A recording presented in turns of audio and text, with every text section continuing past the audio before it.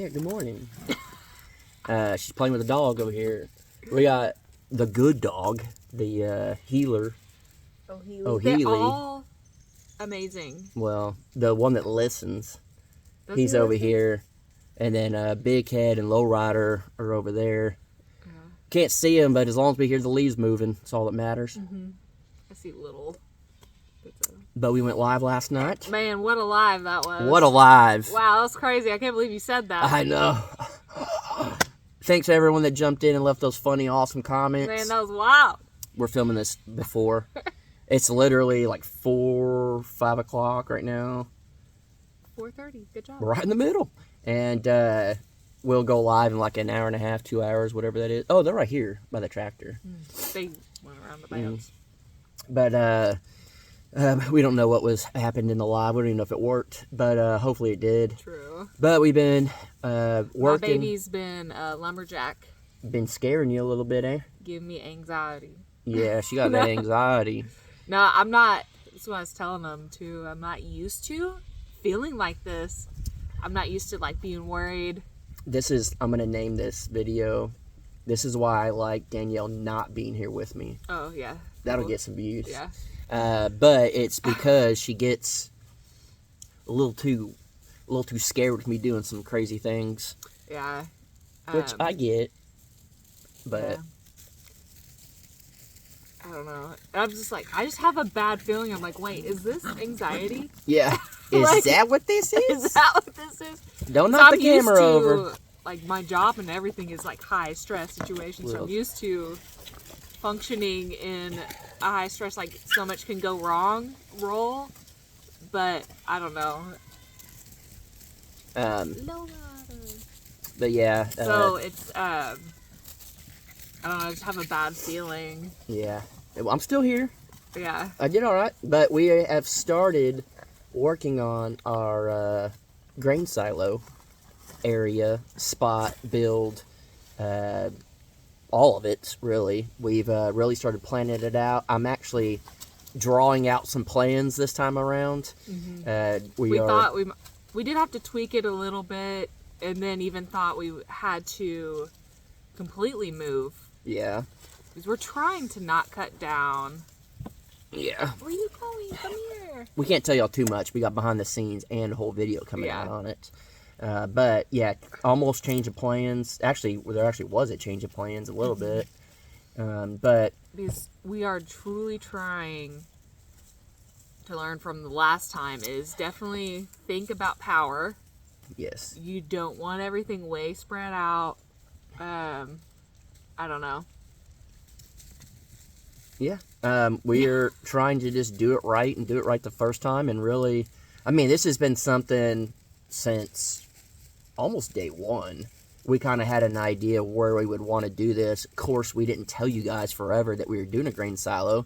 That was the big secret. Yeah. We honestly, at the beginning, I guess we'll give you all some more behind the scenes right here. But we didn't think about a grain silo. We thought about maybe the water tank at the other property we're in here. And we also thought, I threw out the idea and kind of started trying to think of ideas and draw up about an actual tiny house. And then, we were talking about everything. We're like, well, then we were like, maybe, we're not building at all.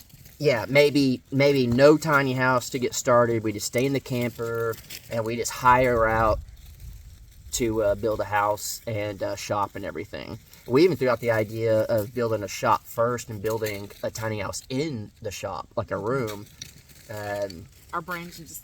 long story, there's so many. We try and think of... every situation. Every option possible. What would be best? And then we kind of marinate on that for a little bit. Again, we just kept going back to the water tank. Yeah. And then I was like, I don't know if it's possible. Then we started taking it apart, and we're like, holy cow, this might be possible. And then, I don't know when it was that we actually had that guy come out and look at it. And we knew at that point we were getting a grain silo. And we already put a deposit down on it. All we have to do now is tell him he needs 2 to 3 weeks. Which we already told him that. Which, that's what I'm...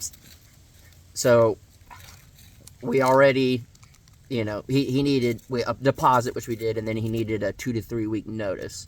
And it's coming together. We're getting it all figured out and worked on and everything. And I started talking about part of the build, and so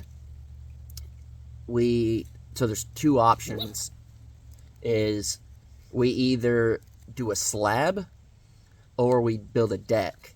And we went over it and over it and over it, cost-wise, time-wise. Can we do it ourselves? Will we try a dry pour? Pay a company to come put a slab? Would the dry pour hold the weight without cracking? And then if we did wet cement, could we do it fast enough and get it done up in time? Do we have the water out here to do the concrete to mix it up? There was just so many options. Do we build a deck? If we build a deck, can we build it strong enough to hold the structure and all the way to building stuff from the inside? If we do it, how much do we beef it up? What's the cost to build a deck towards a slab? We went beefy deck. Yeah. So we went over everything, and you guys will find out on the Crocker video which way we went with it and why. And then also, fingers crossed, this will be filmed tomorrow. Boys! So they gotta be fighting underneath the chair. They love the shell that they found. Yeah. You guys will find out in the Crocker video all the stuff. And I'm trying tomorrow I'm trying to get the drone in the air and get you a drone shot so we could show you exactly where the grain silo's going, where the shop will go, the tiny house, or the house, all of that. And then, in location, hopefully with where the pond is, where the barn's going to be, kind of a layout. It could change over time, but what our thoughts are, what we're really going to try to make it be. Yeah. Obviously, things can change. Yeah. As we're going. And sometimes too, like the way we work is we're very visual, and we can't make a plan from the get-go and just be like, this is it, let's go, because sometimes you start to actually see it and it's like, ooh, well, this would be better this way, or whatever way you go with it. And so you got to be like open-minded a little bit anyway when it comes to building in general. You can't be so stuck on one idea, because if it's not going to work, you gotta open that mind up. And you could be stuck on it, but you'll probably regret it later. I've watched a lot of videos of people saying, if I could go back and change something now that we've done it this way, this is what I would have done. And you hear that all the time. It's like, I think you would hear that with every single thing you do. It could be something that you love. Well, yeah. But no matter what, they'd be like, if we could go back, we'd do this. Yes, but I did see a lot of these people didn't build themselves. A lot of people just had a floor plan, went with it, had a contractor, engineer, whoever, draw it out and do all that stuff, or they just got plans on the internet and did it. And they're always like, well, it looked good on paper, and the good thing is we've had comments, and this does not bother us at all, not even in the slightest, of another project you won't finish. Oh, Jason trying to build another thing he won't do, or whatever. Used to that comment. That ain't nothing different. But the thing is two things, actually. Hit him with it. One, we ain't here to settle. We're not here to settle for something we don't want. And two, you learn from making mistakes. The biggest way to learn lessons in life is through your mistakes. Yeah. And people can tell you all day, but until you make the mistake yourself, it's hard to learn from, because you haven't actually been in it. And luckily for us, this is not our first go around. Mm-hmm. So doing the thing, we've realized, especially living in a camper also, and living in the camper for a while, we had the tiny house, we had the studio, the old shed to house at the old off-grid, the old tiny house, all of it. Mm-hmm. We've learned what we need and what we don't need, what we want, what we don't want, and I think we got it dialed in. Yeah. And one of the things that I think is a requirement for us is a place for a washer and dryer. That may be in the shop, mm-hmm. but that may also be in the tiny house, the grain silo. I bet it's getting dark because of that sun. There you go. We'll finish it up like that. Man, I look... Woohoo! Ooh, baby. I wouldn't say that. But, It's like, I think we've proven that no matter what your hair's doing, your face carries it. we did get noticed at Tractor Supply because was- because of my face. I was just more so saying, like, remember that one time I dyed your hair and gave you limo? I like that hair, okay? I actually saw that the other day, and I was like, I need to dye my hair again. Alright, what color? I don't know. Let's go. It's got to be punk rock. Alright. But we've learned a lot. We've figured out a lot. We've learned a lot about each other in the process of. We need a bathroom with a good vent because someone, while I'm taking a shit, likes to talk shit. And she said, "You need to take the spray in there." I said, "No, you need the spray out in the inside of the camper." Well, it used to be in the bathroom, and I would just have to I don't think holler this is at doing him. anything. Would just have to like holler and say spray. Yeah, I'm gonna sit like this. There you go. But Whenever you live in such tight quarters, I don't think people realize until they've actually done it how there is no privacy whatsoever in a 17-foot camper. and even that, it's like, yeah, because, yeah, I mean, it's so, We live in a box. yeah. But I don't know. We've learned a lot. We've done a lot, and at the end of the day, we get a good chuckle out of the comments of kind of talking trash or whatever. But at the end of the day, why would anyone settle for something that they don't want or don't like? And That's not how we roll. no, and we would have stayed at the Shoot Dang Ranch, but the power situation, the oil situation, all that, it just wasn't worth it long term for us. And being here, I honestly couldn't be happier. I already feel probably, it's crazy, more at home here than I did at Shoot Dang Ranch. It is weird too because Oh, what is that? that's a trucking company. What? Saya. A trucking company? Yeah. I don't know. Somebody's calling me right now. Does it still record? Yeah. I hope it better be. I'm gonna. Just decline. Yeah. But we were actually talking earlier, and it is weird. Even talking about doing this grain silo home, it feels more like it'll be our home. Yeah. More so than like doing the tiny house. Or I don't know if you feel that way. Yeah.